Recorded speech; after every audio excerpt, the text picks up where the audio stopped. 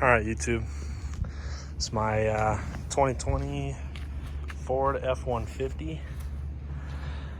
Just put some AlphaRex lights on it about last week. Pretty easy install. Now that I know what I'm doing, if somebody brought me a truck and some lights, I could probably get the truck back together, everything working within 45 minutes. It's actually a really easy install. The most time consuming part's running the wires for the DRL harness. But I had an issue with adjusting lights.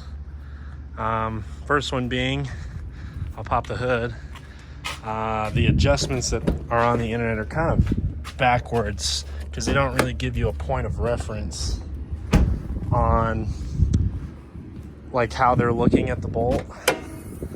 But basically, you got, it's a little chewed up because I used a flathead like an idiot. But basically, when you're looking at the bolt, the head of the bolt this way, left counterclockwise lowers the light, and spinning that bolt right that way clockwise raises the lights. Their website says the opposite. And I did that, and then the next night I drove it, I was getting flashed by everybody because these lights are seriously bright. They really are. And if you don't have them set up right, you will blind everybody unnecessarily. But so I fixed that. They're set up perfect now. I can drive in the mountains, not worried about deer or nothing. I can see everything.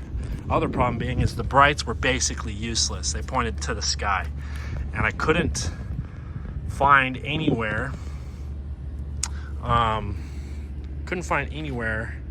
how to adjust that. The factory Ford options, the factory Ford lights, at least for the halogens, there is no brights adjustment. I did look at my old lights. There's absolutely no way to adjust that, but on the AlphaRex lights, they have this little screw, and I'm not sure if we'll be able to see it. I don't have a flashlight. There it is. This little screw is how you adjust the brights. So if any of you guys have that issue, you turn that screw. It's inside the fender well.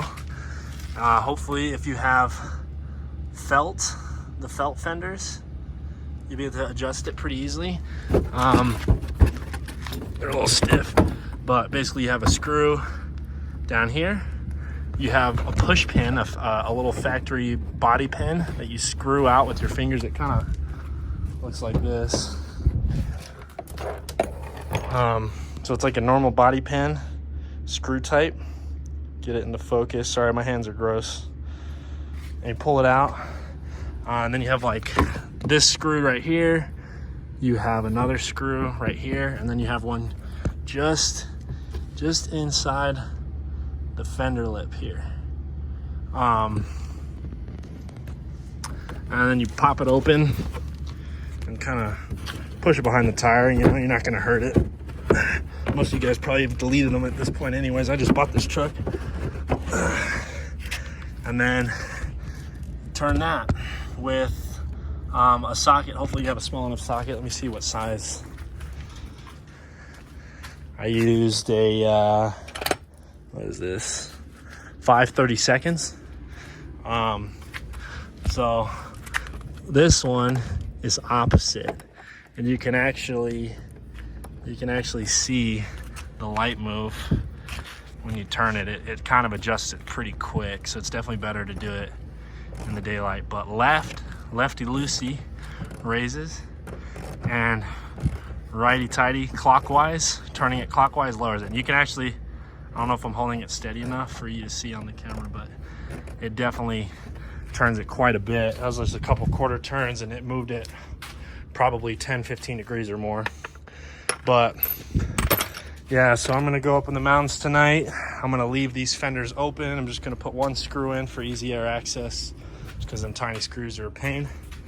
But yeah, that's how you adjust those. And I'll post a nighttime review at a later time reviewing these. But if you have the money, 10 out of 10 recommend over just doing bulbs. They look awesome. They're really bright. As far as How robust they are, I don't know, but I've heard people having these for quite a few years and having no problems, so I don't see any reason why reliability will be an issue. But there she is. Good to go. I also have this turd. Fresh-ish paint. Got Raxium lights front and rear. Forged variant wheels. Might make some videos on this soon. Had her for quite a while. Pretty sweet S197, I'd say. Might be biased. But that's all. Hope that helps.